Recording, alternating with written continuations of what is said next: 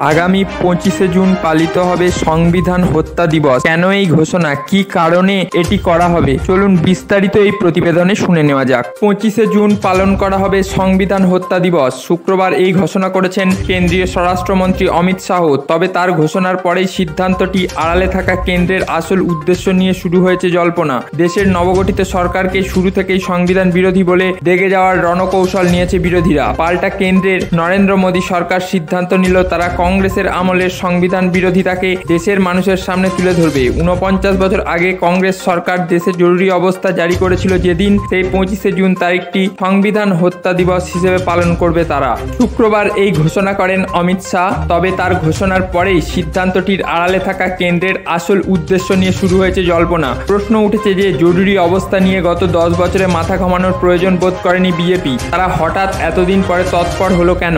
একই সঙ্গে এ প্রশ্ন উঠেছে যে তবে কি শক্তি বৃদ্ধি করা বিরোধীকে দুর্বল করতেই বিশেষ উদ্যোগ?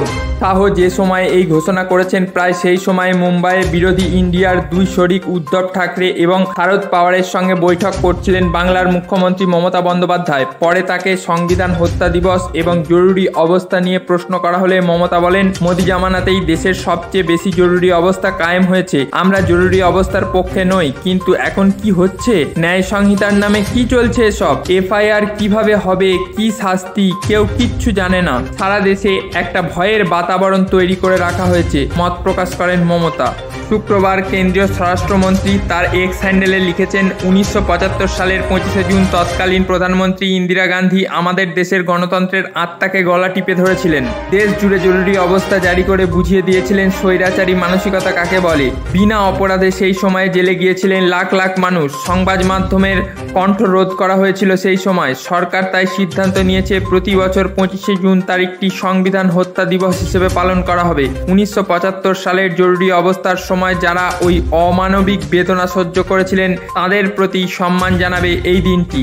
শাহের ওই পোস্টের বক্তব্য আপাত দৃষ্টিতে সোজাঠাপ্পা মনে হলেও এর নেপথ্যে অন্য ব্যাখ্যা খুঁজতে পাচ্ছে রাজনৈতিক মহলের একাংশ। তারা বলছে যে কেন্দ্র সরকারের ঘোষণা আদতে বিরোধী ঐক্যকে দুর্বল করে দেওয়ার লক্ষ্যে। প্রথম যুক্তি হলো সময়। গত 10 বছর ধরে কেন্দ্রে ক্ষমতায় রয়েছে মোদী সরকার, কিন্তু 1975 সালে হওয়া জরুরি অবস্থা নিয়ে এর আগে বিশেষ জোর দিয়ে সমালোচনা করতে দেখা যায়নি তাদের। বরং এর আগে যখন সংবিধান দিবস পালন করার ইচ্ছা প্রকাশ করেছিল মোদী সরকার, তখন 26শে নভেম্বর তারিখটিকে বেঁচেছিল তারা। বিরোধীরা তখন 26শে জানুয়ারির কথা বলে আপত্তি তুলেছিল। 10 বছর পরে সংবিধান হত্যা দিবস পালন করার সিদ্ধান্ত মোদী সরকার তখন নিয়েছে, যখন কেন্দ্রে বিরোধীরা শক্তিশালী।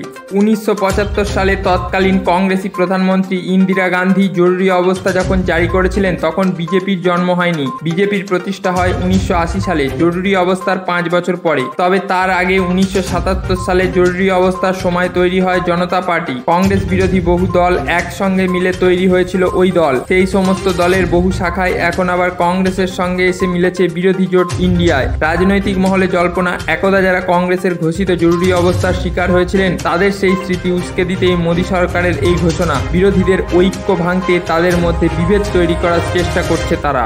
এই ধরনের প্রতিবেদনগুলি দেখতে আপনারা আমাদের সঙ্গে থাকুন।